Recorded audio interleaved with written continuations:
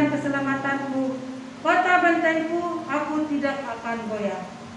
Bapak Ibu Saudara yang terkasih, kita akan angkat pujian kita akan memulai ibadah kita akan bernyanyi Mulia Sembah Raja.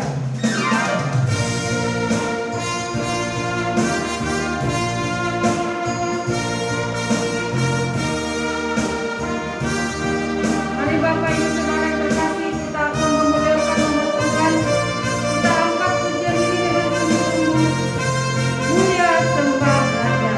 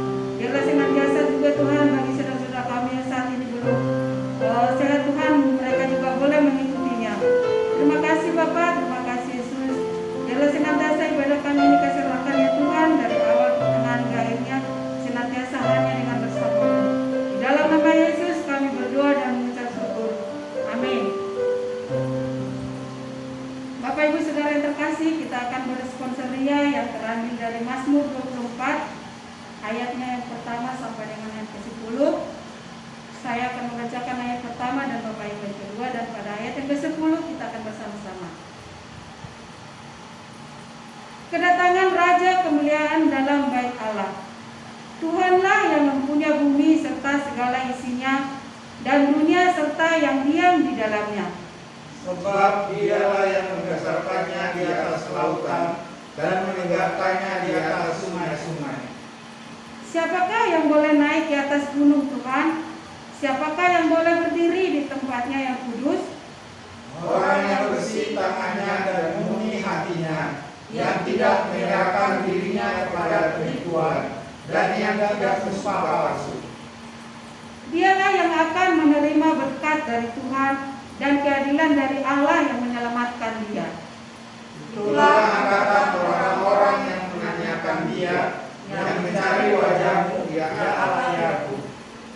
Angkatlah kepalamu, hai pintu-pintu gerbang, dan terangkatlah kamu, hai pintu-pintu yang berabad-abad, supaya masuk Raja kemuliaan.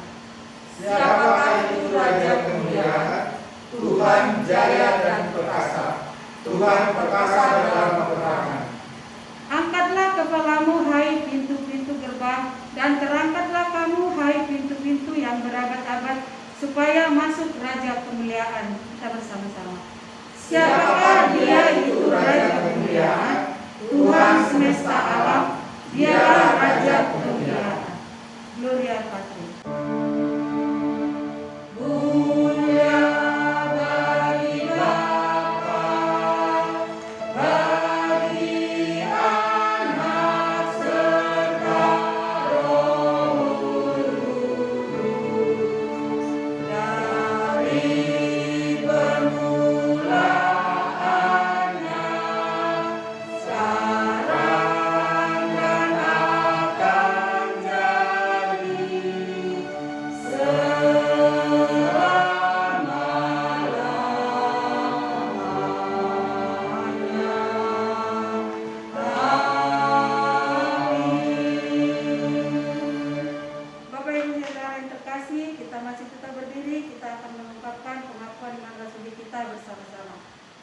Aku percaya kepada Allah, Bapa yang Maha Kuasa, Khalik langit dan bumi, dan kepada Yesus Kristus, anaknya yang tunggal buat kita, yang dikandung daripada Roh Kudus, lahir dari anak darah Maria, yang menderita di bawah pemerintahan Pontius Pilatus, disalibkan, mati dan dikuburkan. Pada hari yang ketiga bangkit pula dari antara orang mati, naik ke surga, duduk di sebelah kanan Allah, Bapa yang Maha Kuasa, dan akan datang dari sana untuk menghakimi orang yang hidup dan yang mati. Aku percaya kepada Roh Kudus, gereja yang kudus dan am, persekutuan orang kudus, pengampunan dosa, kebangkitan daging, dan hidup yang kekal. Amin. Bapak Ibu Saudara yang terkasih, kita akan mendengarkan firman Tuhan. Mari Bapak Ibu Saudara, kita persiapkan hati pikiran kita. Sebelumnya kita angkat pujian kita, berikan ku hati.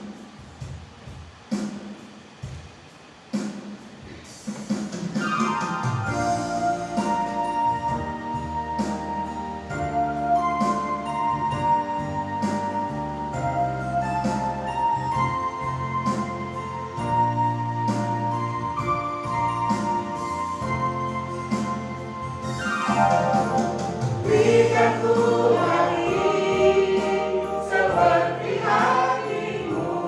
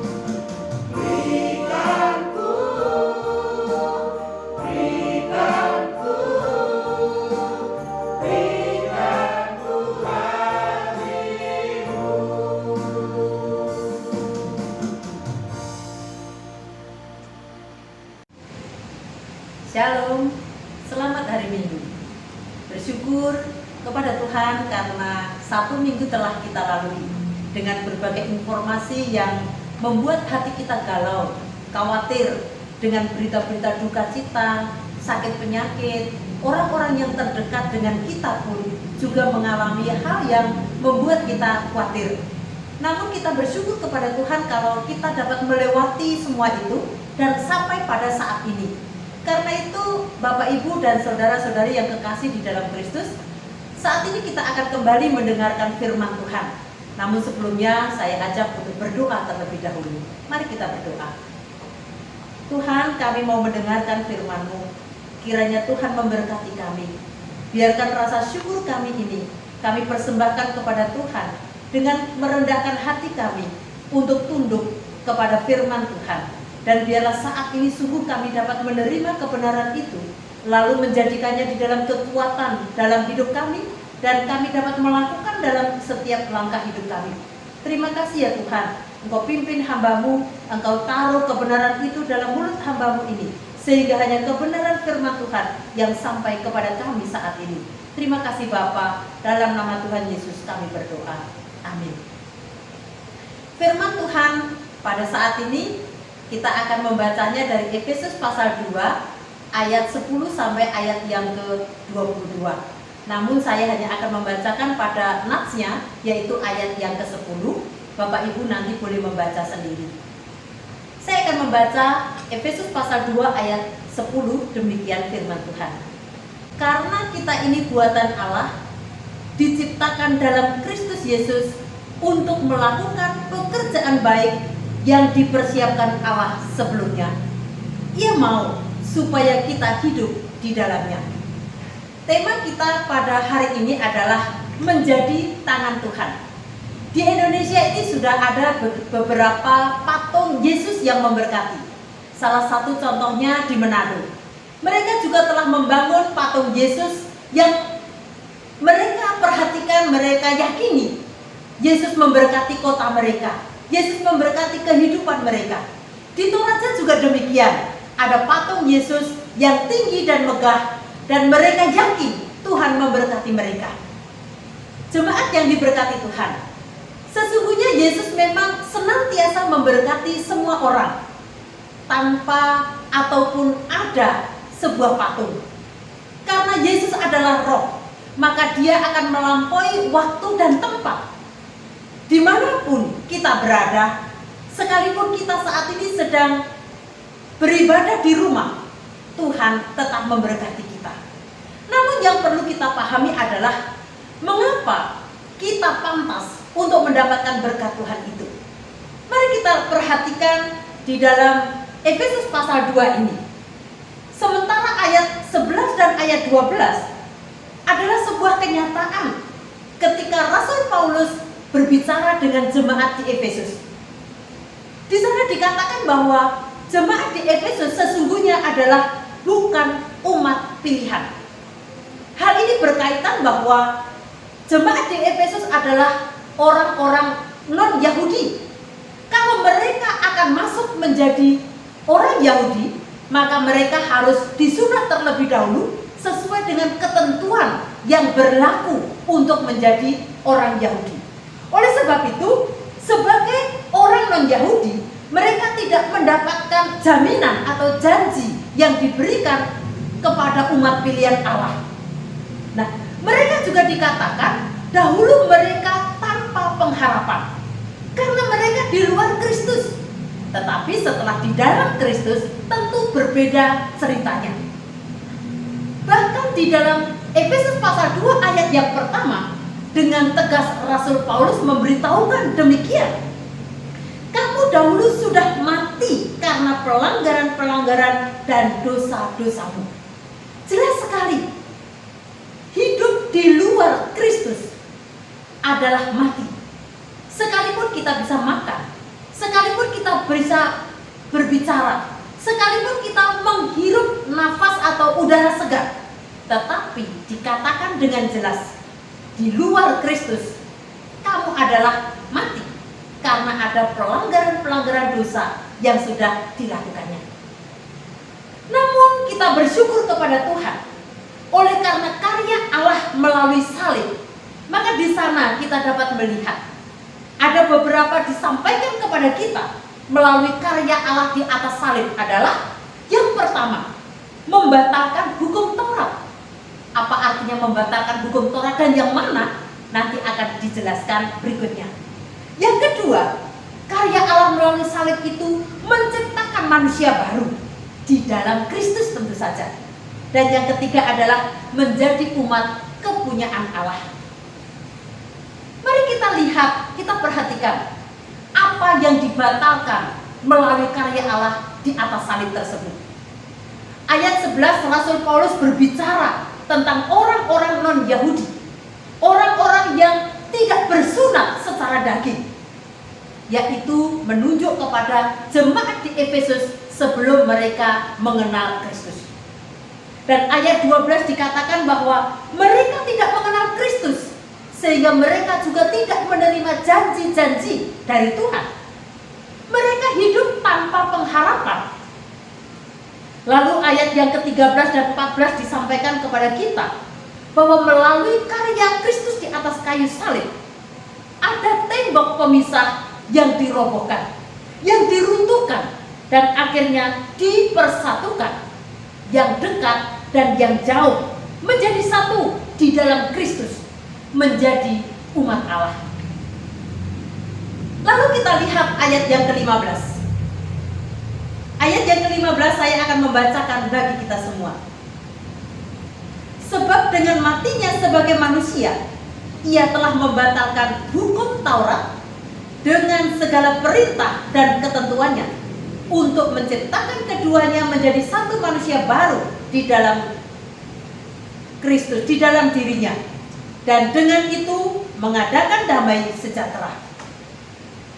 Ayat 15 dikatakan bahwa Yesus menjadi manusia, dan ketika dia menjadi manusia, mengakhirinya atau diakhirinya di atas kayu salib, disitulah Yesus meniadakan perseteruan itu menurut perintah-perintah orang Yahudi, menurut aturan-aturan orang Yahudi. Maka jelas sekali, Matius pasal 5 ayat 17 sampai 18, Yesus pernah mengatakan, jangan menganggap bahwa aku datang untuk meniadakan hukum Taurat. Seiota kata pun, seiat pun tidak akan ada yang ditiadakan sebelum langit dan bumi berlalu. Itu artinya bahwa hukum Taurat tetap berlaku, tetapi peraturan-peraturan yang membebani untuk menjadi umat pilihan sebagaimana dibuat oleh orang Yahudi yang dapat menunjukkan perseteruan, itulah yang ditiadakan oleh Kristus. Yang kedua, karya Allah di atas salib adalah menjadikan manusia baru. Menjadi manusia baru berarti manusia yang lama itu sudah berlalu, sudah ditinggalkan, dan berubah atau berganti menjadi manusia baru, mengenakan manusia baru di dalam Kristus. Bagaimana manusia baru itu dapat terlihat di dalam kehidupan orang yang percaya kepada Kristus? Filipi pasal 2 ayat 5 kita akan membaca, hendaklah kamu dalam hidupmu bersama menaruh pikiran dan perasaan yang terdapat dalam Kristus Yesus. Ini adalah bagian kehidupan sebagai seorang manusia baru. Manusia baru harus mengenakan, menaruh pikiran dan perasaan yang terdapat dalam Kristus Yesus. Apa sebenarnya yang ada dalam pikiran dan perasaan Yesus Kristus? Kalau kita membaca Matius pasal 6 ayat 30 sampai 34, lalu 53 sampai 56, di sana kita lihat bagaimana Yesus menaruh belas kasihan kepada orang-orang yang selalu rindu untuk mendengarkan pemberitaan atau pengajaran dari Tuhan Yesus. Mereka menunjukkan hati mereka yang selalu ingin melekat kepada Kristus. Dan saat itu sesungguhnya mereka lelah, mereka lapar karena sepanjang hari belum makan. dan Yesus tahu akan kebutuhan mereka. Karena itu, dengan belas kasihan Yesus inilah, maka mereka mendapatkan makanan yang cukup. Mereka mendapatkan jawaban dari apa yang mereka perlukan. Saudara yang diberkati Tuhan, yang ketiga, karya Allah di atas kayu salib adalah menjadikan umat yang percaya kepada Allah sebagai anggota keluarga Allah, menjadi milik kepunyaan Allah. Dan sebagai orang-orang yang telah menjadi milik kepunyaan Allah, yang sudah menjadi anggota keluarga Allah, dinyatakan dalam Efesus pasal 2, mulai dari ayat yang ke-11 sampai ayat yang ke-22, saudara dapat menemukan bahwa mereka, orang-orang Efesus pada waktu itu, dan juga kita sebagai orang yang telah menerima Kristus, harus hidup dalam ketertiban. Hidup tertib artinya kita harus menurut, hidup dalam keteraturan bersama dengan Kristus, di dalam Kristus, mengikuti apa yang dikehendaki oleh Kristus, sebagaimana yang kita baca di dalam ayat yang ke-10 tadi. Karena kita ini adalah buatan Allah, diciptakan dalam Kristus Yesus untuk melakukan pekerjaan baik yang dipersiapkan Allah sebelumnya. Artinya bahwa pekerjaan baik yang ada ketertiban di sana, itu adalah bagian daripada hidup tertib. Selain hidup dalam ketertiban, maka kita juga harus menjaga kekudusan.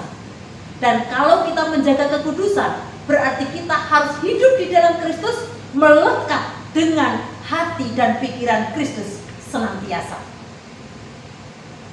Oleh sebab itu, sebagai anggota keluarga Allah, kita punya tugas dan tanggung jawab untuk menyalurkan damai sejahtera itu kepada orang-orang yang jauh dan juga orang-orang yang dekat, supaya dipersekutukan, dipersatukan di dalam Kristus.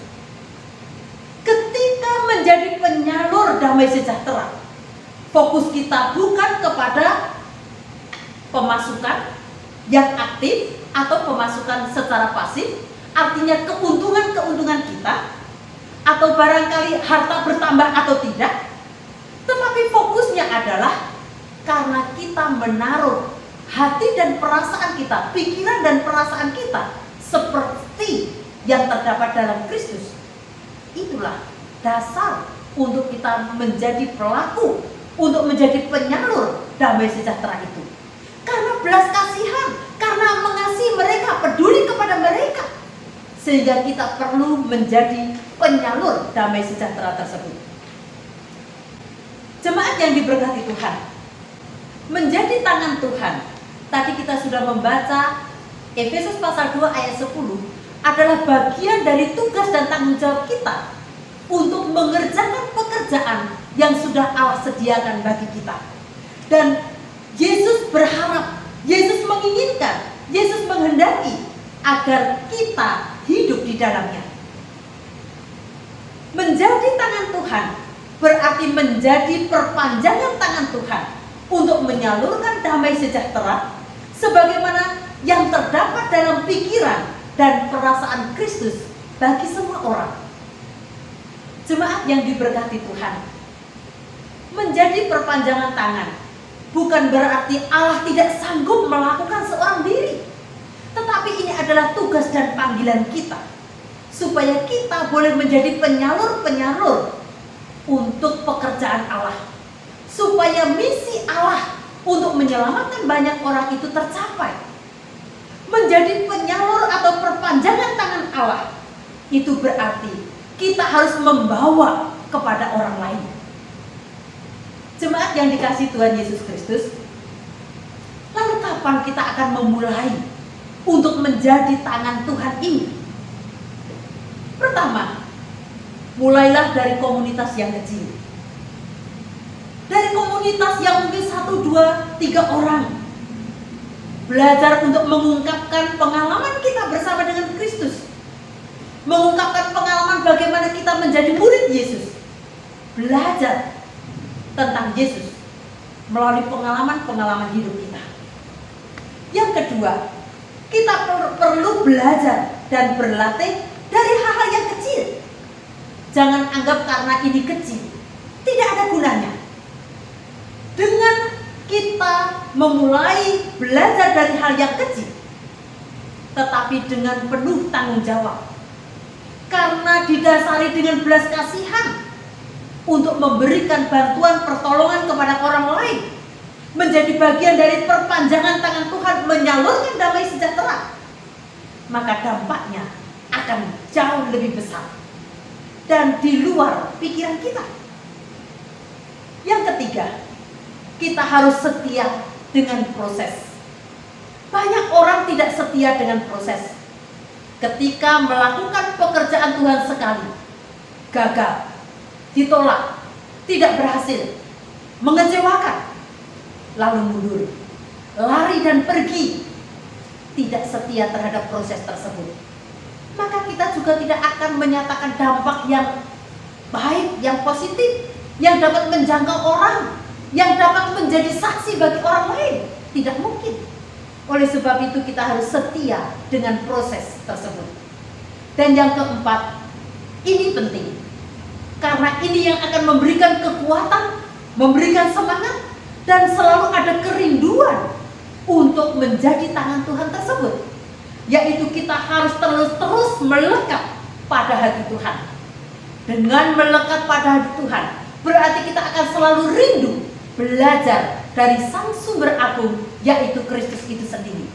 Sehingga ketika kita melakukan berbagai aktivitas dan tugas serta tanggung jawab kita melakukan pekerjaan Allah yang sudah Dia siapkan, maka kita akan lakukan itu dengan sukacita bersama dengan Tuhan, yakin bahwa Tuhan juga memberkati dan menyertai kita. Amin. Tuhan Yesus memberkati kita semua. Mari kita berdoa. Tuhan, terima kasih untuk firman-Mu yang mengingatkan kepada kami bahwa kami adalah milik Kristus. Kami adalah umat pilihan. Setelah kami menerima Kristus, kami harus hidup di dalam Kristus, melekatkan hati dan pikiran kami kepada hati dan pikiran Kristus, sehingga kami senantiasa dapat mengingat akan tugas panggilan kami untuk mengerjakan pekerjaan baik yang sudah Tuhan sediakan bagi kami. Tuhan, ketika kami tidak mengerjakannya, sesungguhnya kami bukanlah orang-orang yang bertanggung jawab, dan kami senantiasa memohon pertolongan Tuhan untuk kami dapat melakukannya dengan baik. Dan biarlah hidup kami senantiasa menyenangkan Tuhan oleh karena tanggung jawab yang kami kerjakan itu. Bantulah kami ya Bapa, dan kami memohon Tuhan yang akan terus menopang kami. Dalam nama Tuhan Yesus kami berdoa. Amin. Jemaat yang diberkati Tuhan, di kesempatan yang berbahagia ini kita akan menerima anggota jemaat untuk bergabung bersama dengan kita di Gereja Metodis Taman Kebalen ini. Saya memanggil kepada Bapak Ober Enjoy dan juga Ibu Mastika Ronti Marsaulina serta kedua anaknya William Obama dan Elena untuk maju ke depan. Saudara-saudara yang terkasih, saudara-saudara telah mengaku imanmu kepada Yesus Kristus serta menyerahkan diri untuk melayani Tuhan di dalam gereja asalmu. Oleh sebab itu, ketika saudara-saudara sekarang datang hendak bersekutu dengan jemaat ini, maka jawablah pertanyaan-pertanyaan ini sebagai pembaharuan imanmu. Maukah saudara memperbaharui janji yang saudara-saudara telah perbuat dahulu waktu saudara-saudara diterima menjadi anggota gereja? Tuhan yang menolong saya. Maukah saudara-saudara bekerja dan berdoa untuk mewujudkan janji itu serta hidup bersama-sama dengan umat ini di dalam persekutuan jemaat ini? Tuhan kiranya menolong saya. Jemaat ini telah mengucapkan janjinya untuk memperbaharui imannya, untuk menjadi bagian daripada keluarga Gereja Metodis Taman Kebalen. Jemaat ini boleh bersama dengan kita untuk mendapatkan hak-haknya dan juga melakukan kewajibannya sebagai anggota jemaat.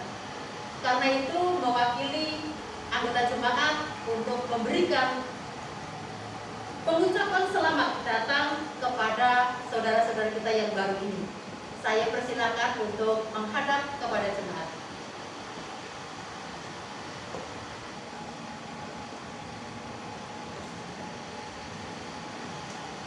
Selamat datang untuk keluarga Bapak Robert Enjoy.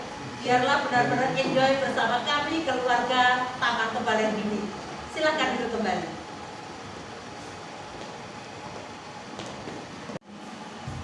Kesempatan kali ini kita akan berdoa. Saya mengajak Bapak Ibu Saudara sekalian dimanapun berada untuk memanjatkan doa, untuk memohon kepada Tuhan. Mari kita berdoa dengan iman. Bapa yang baik, kami bersyukur karena saat ini dengan situasi yang kami hadapi, tapi Tuhan boleh mempertemukan saudara-saudara kami yang jauh menjadi dekat. Kami bersyukur untuk penerimaan anggota jemaat, untuk keluarga Bapak Robert Enjoy bersama dengan istri dan kedua anaknya boleh bergabung bersama dengan kami di Gereja Metodis Taman Kebalen ini. Biarlah tempat ini, gereja ini menjadi tempat pertumbuhan rohani, menjadi tempat untuk memuridkan supaya dapat memuridkan yang lain.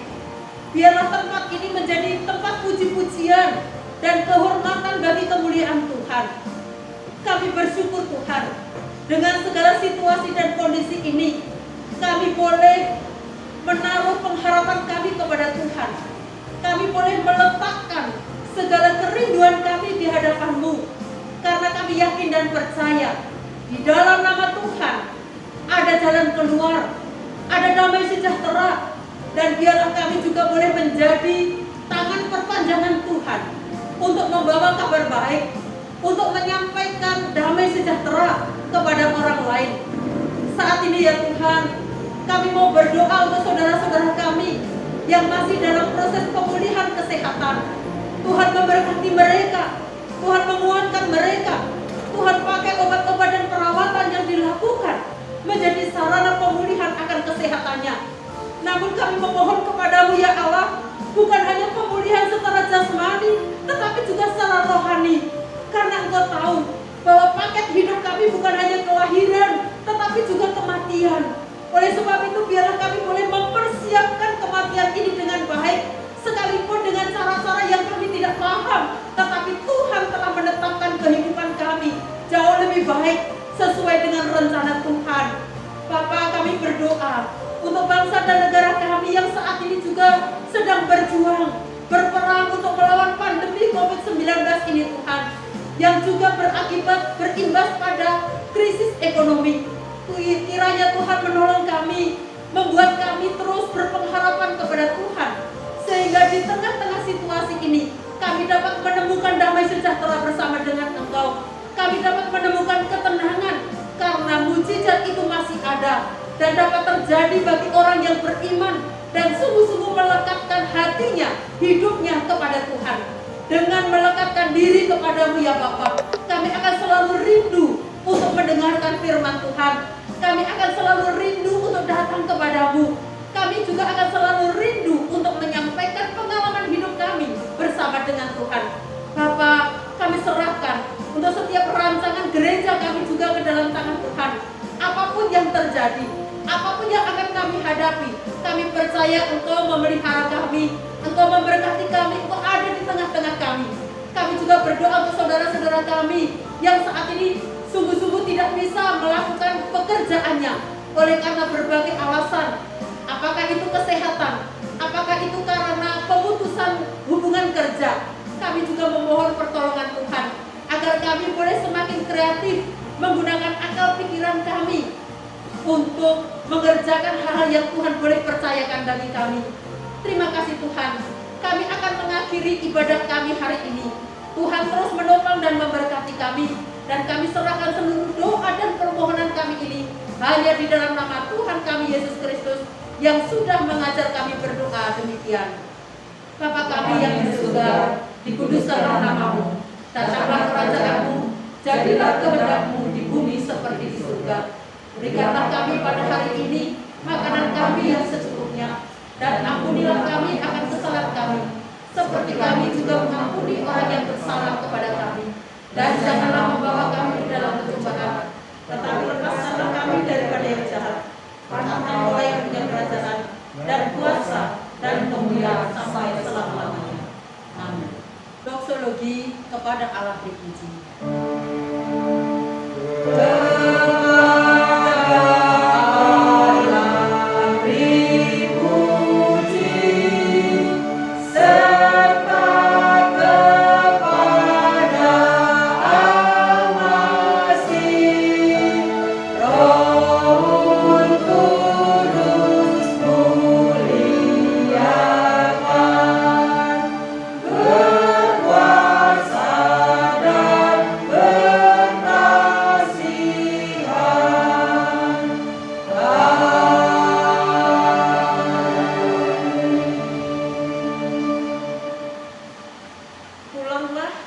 Dan lakukanlah setiap kebenaran firman Tuhan, supaya kita boleh memiliki dampak dan sungguh-sungguh menjadi perpanjangan tangan Tuhan. Arahkan hati dan pikiranmu, anggaplah tanganmu dengan iman, dan marilah kita menerima berkat Tuhan. Terimalah berkat Tuhan. Anugerah dan damai sejahtera dari Allah Bapa, kasih sayang dari Tuhan Yesus Kristus, serta persekutuan di dalam Roh Kudus yang manis, biarlah menghantam, tinggal, dan menyertai kamu sekalian mulai hari ini, besok, bahkan sampai Tuhan datang yang kedua kalinya. Amin.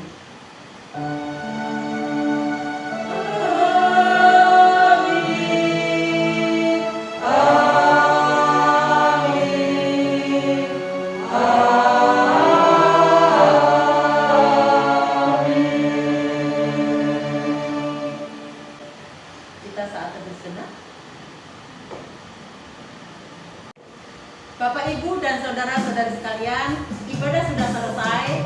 Biarlah kita terus bersukacita dan jangan lupa berbahagia. Oleh sebab itu, kita akan lakukan setiap kebenaran firman Tuhan itu, supaya kita sungguh-sungguh dapat menjadi tangan perpanjangan Tuhan. Bagi saudara-saudari sekalian yang akan memberikan persembahan, boleh mengirimkan ke rekening di layar yang sudah tercatat di layar.